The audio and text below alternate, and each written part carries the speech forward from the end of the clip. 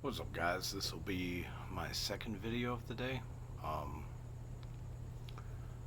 I'm trying to post more because in the last few years it's just become increasingly harder for me to talk. And in my last video I started to explain it, um, and I didn't finish the thought.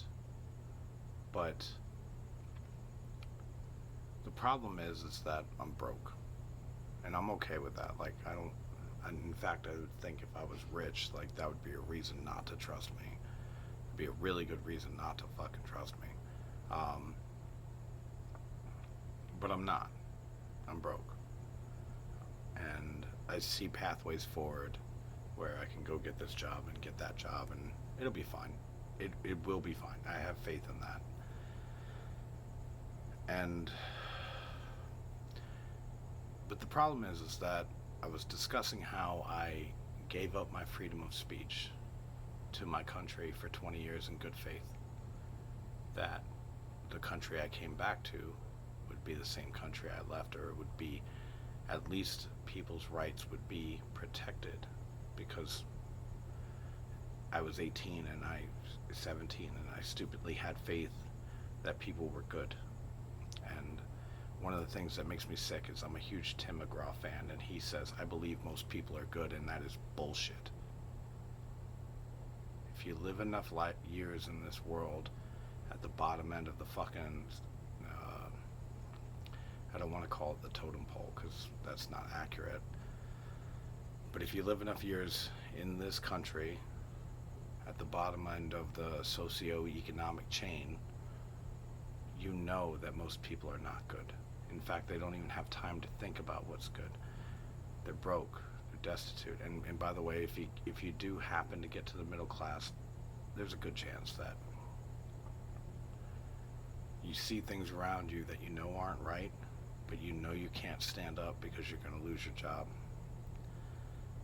You're going to lose your place in the hierarchy, so to speak. And I get it. I get it, right? Like, my entire career in the Air Force, I would tell my bosses, like, listen, I get it if you can't defend me.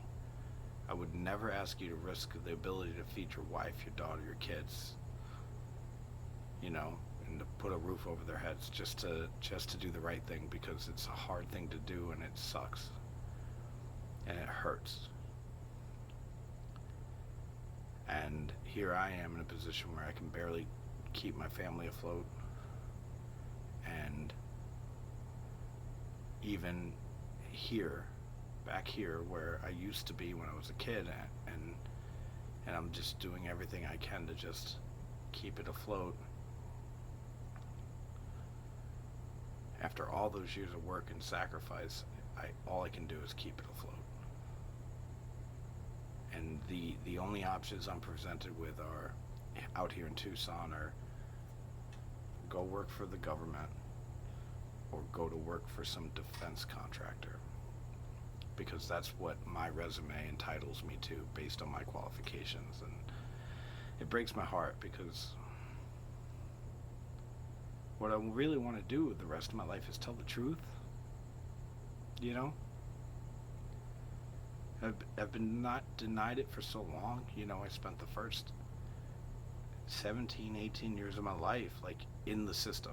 I was trapped in an education system that told me I wasn't good enough, smart enough, fast enough, even though everyone agreed that I was good enough, smart enough, and fast enough. I was trapped in a welfare system. I was trapped in a shelter system. And if it wasn't for the grace of God and a few really amazing fucking people, I would have never gotten out. And by the way, my family would have never gotten out. And here I am, 41 years old, and I'm afraid to talk. I have my freedom of speech back. They're like, here, you can have it back now. You'll lose your security clearance probably, and you won't be able to get a job because employers check your social media. And also, we've legalized marijuana. You're not allowed to smoke it, because if you do that, like, well, that's a liability for us. And so even though it's legal, it inhibits tens of thousands of people from actually acquiring a job in this country right now. And by the way, you're just not allowed to say anything negative about certain fucking people. and certain politicians and certain people who pay politicians. So if you do that, you might never get a job again, and that's the boat I'm in. Is that my family needs me to go get a job, and I feel like I already gave enough.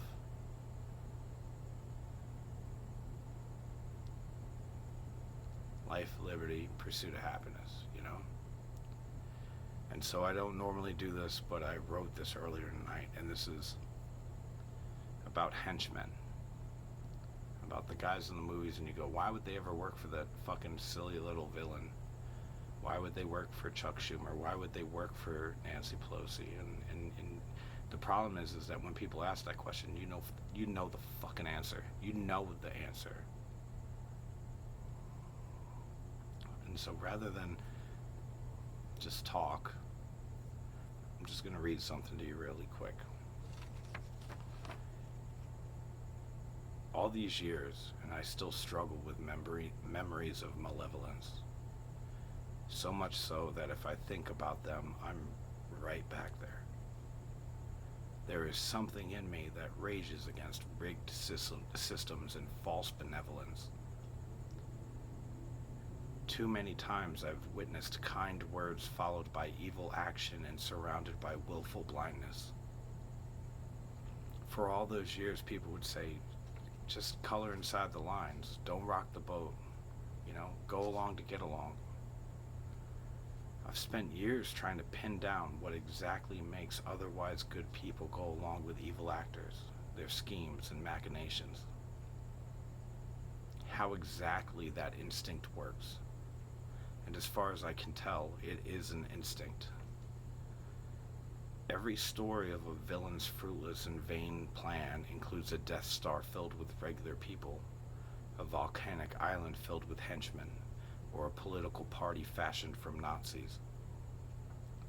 Every dystopian future is highlighted by a society of people willing to eat and speak lies and harm, if not destroy, the truth speakers. Where do these henchmen come from? Why do they do what they do? Why are they so willing to be pawns in a more powerful fool's plan? What is it in our nature that lets others place a lampshade over our individual light and claim us as part of their club, group, tribe, or structure? And when you lay this and so many other counterintuitive behaviors of humans out on the table, it is fairly obvious that there are hidden instincts in humanity, perhaps formed by our ancestry, maybe from the collective unconscious. Perhaps it's our shared stories that reinforce them as a method of survival, if not acceptable behavior. Or maybe there will always be those among us so beholden to the systems that they will murder anyone who threatens the stability of the system by posting alternative ideas, by positing alternative ideas. I don't know. I can't know. Still, if one person cannot know, then society will never. There is simply no money or power in it for those at the tops of our hierarchies to research the pieces of the human experience that could or would redraw the lines or unsteady the boat. Even though sometimes when the vessel is shaking and trembling and failing, it is a symptom of deeper problems. Steady as it may seem, it is these hidden instincts that ensure that our systems will always sink. Now, there's no gain in thinking about the things I think about. The same way that Jimi Hendrix could not have known he would have become Jimi Hendrix. And I'm not saying I'm his equal. I'm completely different. I'm drawn to a subject matter that there's no money in. There's no call for. If you looked at the adaptive innovative structure, the spectrum, you would find that half of the bell curve of humanity lives in absolute adoration of the system. And I don't fall inside of that bell curve on the right side of it. I fall on the innovative side. And the only reason why I survived is because I fall just a little bit to the innovative side. I'm not as creative as the best artists in the world. I'm not as funny as the greatest comedians in the world. I'm not as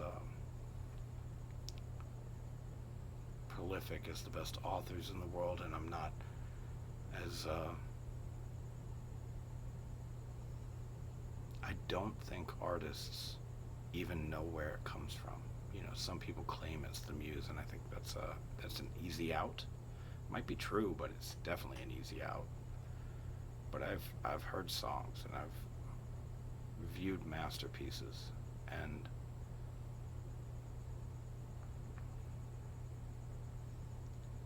whatever it is that makes those people's art flow forth from them, the word inspired comes to mind, and that's usually reserved for something directly from God, but it's I think it's even different than that. It's probably from truth. It's probably what truth is, you know, because, okay, people often ask why God had the tree of knowledge of good and evil and the tree of life in the garden, and if they weren't allowed to eat from this or that, like, why was it there? And I think it's not truth if it doesn't include the evil. And it's not truth if it doesn't include the good. And I think our society is going through a time period where there's a lot of people willing to ignore the good they could be just to survive. We watch these movies, 007, Austin Powers, fucking Star Wars. We watch Thanos come, and Thanos never comes alone. He comes with a fucking horde. The bad guys bring an army, and it's like, who fills that army? And it's you. It's fucking you. You go along when your boss just mistreats your coworker because you don't want to be mistreated either. Because that's what you do to a slave, is you beat them in front of their fucking other slaves so that they don't dream of acting out. And so when a guy needs to take his wife to his doctor's appointment, the manager will call him a lazy, a loser, will treat him like shit, will threaten his fucking job, because that's how you keep the slaves in line. Don't you dare have a fucking problem at work. Don't you fucking dare. I saw it last year, and I saw it in the Air Force. For years in the Air Force, they were like, everybody should be honest about mental health difficulties. You know, they should be willing to go to mental health, and then they changed the name to life skills because they thought it sounded better, and then they changed the name back to mental health because bureaucrats don't have ideas. And so after 17 years in the Air Force, I went to my chief and I said, hey, just so you know, my mom died. I went to a psychologist because it would probably be good to have somebody there while they process this. I wasn't even going through such a traumatic time. I just thought it was a smart idea. And I told the chief that, who was otherwise a good guy. And within 2 weeks, I was fired from my job. I thought at the time, when I was briefing him on the situation, I said, I think it'd be good for the guys who work for me, the ladies who work for me, to be able to say, hey, like, I go there because something bad happened in my fucking life. My mom died. She was a very important part of my world. You know, it's not just when it's too late that you should go seek help. It's that, you know, you should go seek help when you can see the problems coming. And I was explaining to my chief, it's like, this is an opportunity for a senior NCO to be honest, that life is difficult, challenging, and hard, and things come up, and it's better to go through it with a counselor along the way, rather than to have your whole fucking world fall apart at the end of it. I thought that was a pretty good idea. in terms of like making it feel accessible to my troops. And within 2 weeks, I was fired from my job. And there was a guy who was a hierarchy climber. That was his whole fucking mission in life, is just get as high as he fucking could. And they removed me from my position and put him in there and sent me back to my old position, which was fine, except I already knew that that guy who was trying to take that position had another job in another location coming. And he was very honest about it, actually, shockingly. He had already set himself up for the future, but he was coming off of deployment and he wanted his performance report to read as if he was both home and away all at once. He was both sides of the fucking field. And so they gave it to him, and they took my job. And on my record, it looked like I was fired. And so I was fired, because if on your record it looks like you're fired, you were fired. And they said to me, they came to me and they said, well, we only did it because we just didn't want you to have any difficulties through this time. And I looked at them and I was like, the one part of my life that I don't fuck up is my job. That's not a problem. But part of my job is leading these airmen and helping them get the resources they need to be able to continue the fight. And I was trying to do that by being honest with you, and you fucked me. And that's literally one example. Just one. 20 fucking years, 5 months, 3 fucking days. In the most adaptive system the United States government has ever fucking created, the United States Air Force, where even our pilots have a reasonable assurance that they're going to come home alive.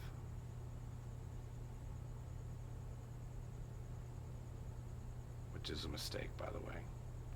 When you send people into war and you don't give the enemy an opportunity to shoot back, you create more enemies. Especially when the United States government hasn't declared an official enemy since fucking the Korean War. We have not declared war since the Korean War.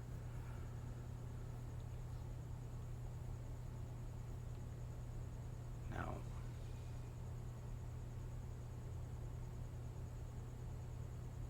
take this for what it's worth. Chew on it. Ignore it. The only question I have is, why do you hench, man? Why do you guys become the henchmen for people you hate, you disgust, you despise, you know mistreat people, you know are doing the wrong things, right? And if your answer is anything less than the truth, you'll know it. You don't have to answer to me, but you're going to have to answer to your conscience. Because there's no way this country goes this way where it is right fucking now if there's not millions of fucking henchmen out there for the evil that's among us. Then you can't even convince me that it's not there, because I've witnessed it in the United States Air Force. A place where their core values are integrity first, service before self, excellence in all we do. And excellence is the last thing they look for. Service before self is a fucking foolish sacrifice. And integrity is the last thing most men I've ever met had.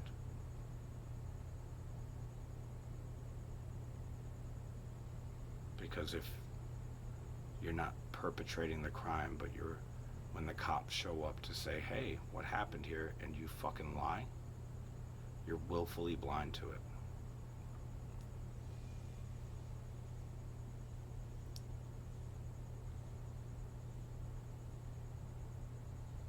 I miss the way I used to be able to believe in you and love in you and care for you and sacrifice for you.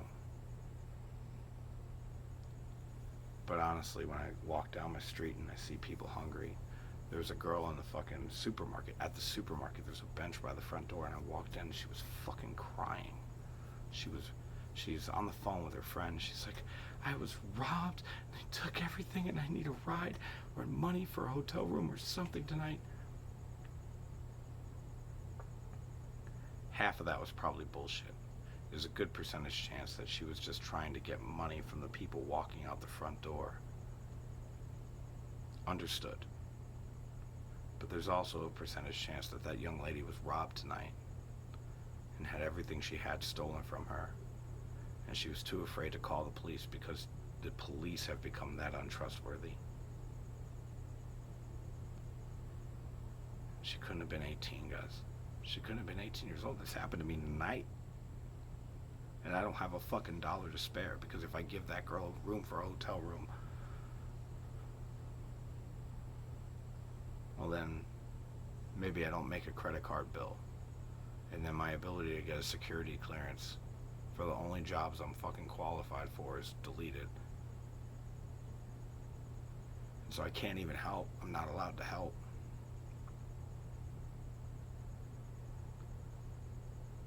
Even if I think she's lying, it doesn't matter, because it doesn't matter if she's lying. It matters if I'm willing to help, and I can.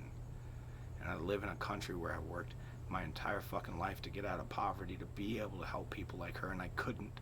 And it breaks my fucking heart. And then I turn on my fucking TV, and the Democratic nominee for the presidency did not receive one vote to get all the delegates required. Not one person voted for Kamala Harris to become the party's nominee for the presidency, and she is.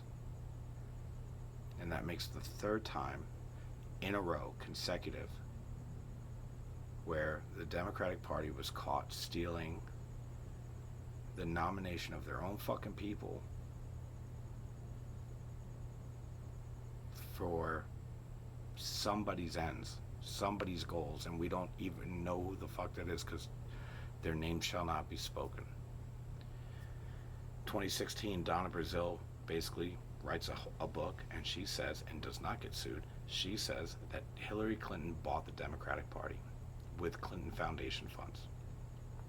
Simultaneously, Bernie Sanders, there's a fucking row at the convention where the delegates are basically forced to choose, based on who's running the convention, choose Hillary Clinton, and then she fucking loses. 2020, South Carolina, 3 days prior, Barack Obama openly admits that he called up all the other candidates and told them to bow out. And what he promised them to do so, we do not know. But we can see it in the fucking bills that followed after he did get elected. And here we are in 2024, and Kamala Harris did not even run for the nomination for the Democratic Party. And she is their candidate. Simultaneously, RFK Jr. is on record saying that they would not let him on ballots.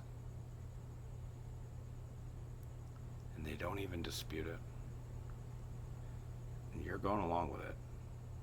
You guys are all going along with it and acting like it didn't happen, and not talking about it, not saying shit.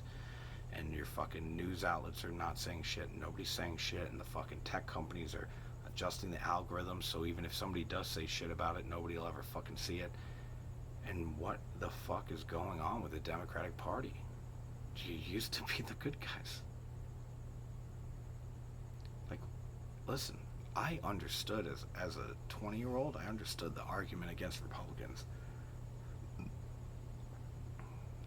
They were holding back progress. They were warmongers. They were this and that and the other thing. They were crazy.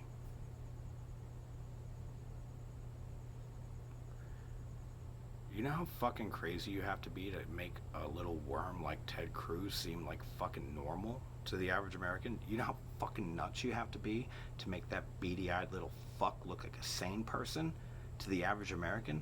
And that's what you done. That's what you fucking done.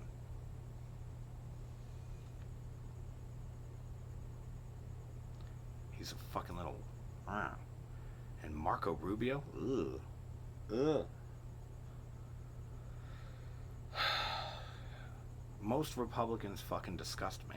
Actually, a large fucking vast majority of them disgust me. Like, it's not a small thing. But by comparison, they look sane. They're henchmen for Trump, who spent his whole life as a Democrat and just couldn't get on y'all's fucking ticket. Imagine if you just let him fucking run against Hillary in the Democratic primaries in 2016.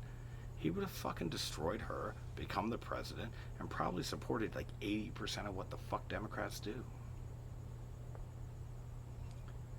But we don't live in the time of left and right. We don't live in the time of Republican or Democrat, red versus blue. We don't live in that time.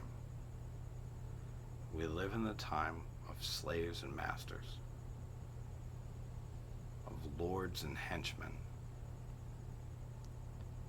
And as Americans, as you witnessed during COVID, Australia doesn't have freedom of speech.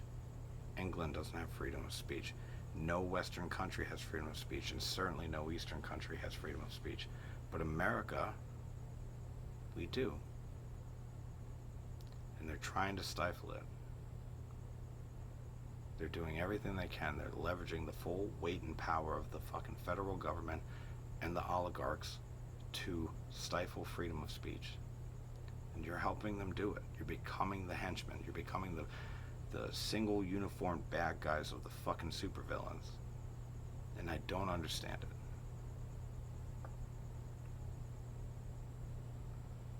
You know how amazing you are to me?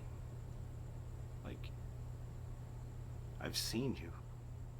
Like, I've seen you. Like, in certain moments, people have stood up against tyrants in the workplace, right in front of me, who I never dreamed would have the heart to do it, but they did it. And to this day, they're my best friends. I know what you're capable of. I know what you guys are capable of. How good you are. Stop letting these groups and these corporations and these systems and unions and fucking local clubs and race groups and blah blah blah blah blah blah blah tell you who the fuck you are, because like it's not true. Go back. Listen to Jay-Z on the Blueprint. Is that a black man or is that Jay-Z? Is that any generic black man or is that Jay-Z? And if you say anything other than Jay-Z, you're a fucking liar, because nobody else makes that album. No other black man is Tupac Shakur.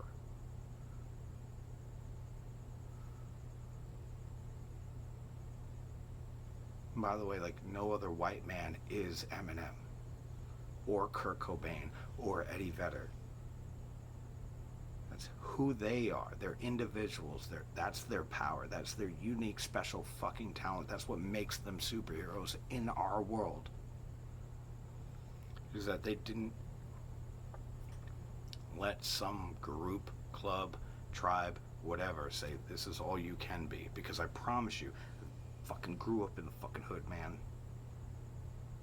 Try to fucking get out. Try to get out. And all your neighbors are like, you think you're better than us? Oh, you think you're better than us? Oh, he think he's something. He think he cute.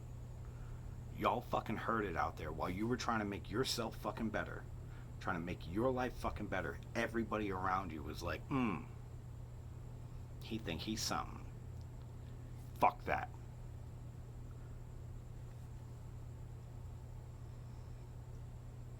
You're not a henchman. You're not a Nazi. You're not some fucking asshole who goes to Bohemian Grove and sucks the dicks of fucking powerful people. You don't have to be that. It's good enough that you're you. It's more than enough. And I'm so thankful that you're American.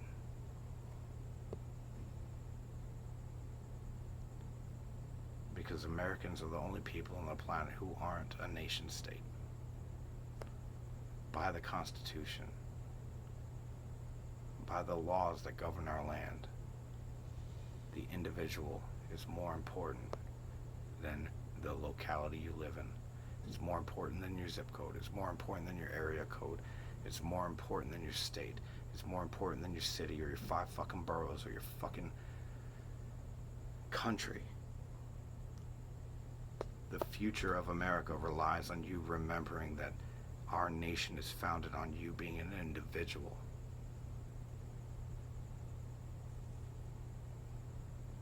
And I fully believe that the future of the world depends on each American remembering exactly who the fuck they were, and remembering all the torments and trials that all their ancestors went through to get them right here. You have lasted 1.2 million fucking years as some version of a fucking humanoid, and you're here because every one of your ancestors successfully procreated. Every one of them fought and didn't stop fighting and didn't give in, and they fucking stayed in the fight until the fight was fucking over and they fucking won and you got to live. That's who you are. When the tyranny rose in Europe, you came here. When it ran rampant over Asia, you fucking came here.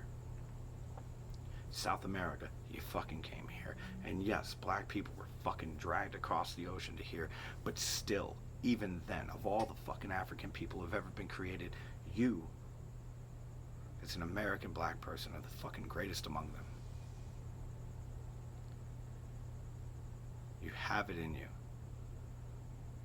because your parents made it so. Your grandparents made it so. Their grandparents made it so. Make it so. Because when you make it so, you weave the thread that binds this country together. When you agree to disagree and move the fuck forward towards the highest good you can fucking imagine, you bind this country towards the future. You bring the best out of the world, for crying out loud. When Europe tore itself asunder, we put it back together. That's who the fuck we are. When we tore ourselves asunder, we put it back together. That's who the fuck we are. When we destroyed the Native Americans. By the way,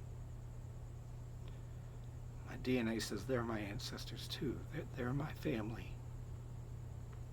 Well, how about we put them back together? And we hold down the fucking fort. And we become a beacon. We make ourselves a shining city on a fucking hill, and we grow towards a brighter fucking future, and we make this earth shine so fucking bright if there are any aliens out there, they're gonna mistake us for a fucking star.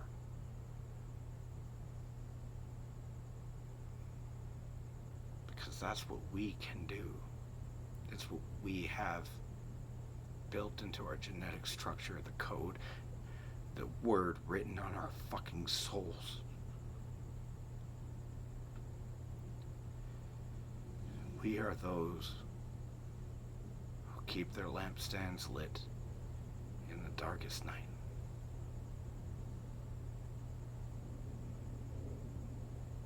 Don't be a henchman.